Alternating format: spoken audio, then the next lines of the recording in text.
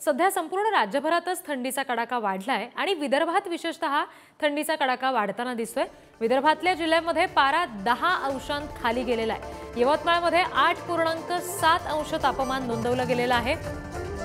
संपूर्ण राज्याला हुडहुडी भरलेली आहे आणि यवतमाळमध्ये तरी सध्या 8.7 अंश सेल्सिअस तापमान नोंदवलं गेलेलं आहे। पहाटेच्या सुमारास साधारणपणे धुकं पसरल्याचं पाहायला मिळतंय। नागरिक उबदार कपडे, शेकोटी याचा आधार घेताना दिसतायत।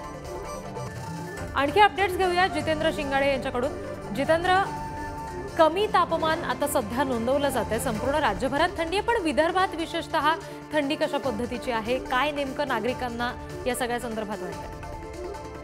रिद्धी, आपण पाहिलेलं आहे की विदर्भातील थंडी ही सर्वप्रसिद्धच असते, कारण विदर्भात जसं ऊन तापतं तसंच थंडी देखील मोठ्या प्रमाणात पडते आणि त्याचाच अनुभव आता विदर्भातील बहुतांश जिल्ह्यांमधील नागरिक घेताना आपल्याला दिसून येऊन राहिलेले आहेत।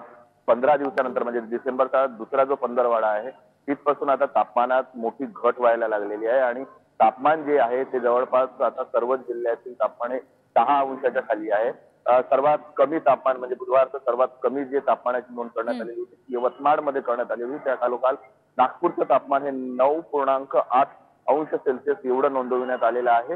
विदर्भातील जवळपास 6 जिल्ह्यांचं जे तापमान आहे बुधवारचं ते 10 अंशाच्या खाली आलेलं आहे आणि हे तापमान आणखी खाली येण्याची शक्यता हवामान खात्याने वर्तवलेली आहे। त्यामुळे येणारा नाताळ आहे किंवा नवीन वर्ष जे आहे त्यावेळी जे आहे ते नागरिकांना अधिक थंडीचा सामना करावा लागणार आहे। उबदार कपडे निघालेले आहेत, शेकोटीचा आधार आता नागरिक घेत आहेत आणि सकाळी लवकर उठणे आणि रात्री लवकर झोपणे, लवकरच म्हणजे रस्ते पण सुनसान होत आहेत आणि येणारे काही दिवस थंडीचा कडाका असाच राहणार असल्याचं हवामान खात्याने वर्तवलेलं आहे। रिद्धी, निश्चित।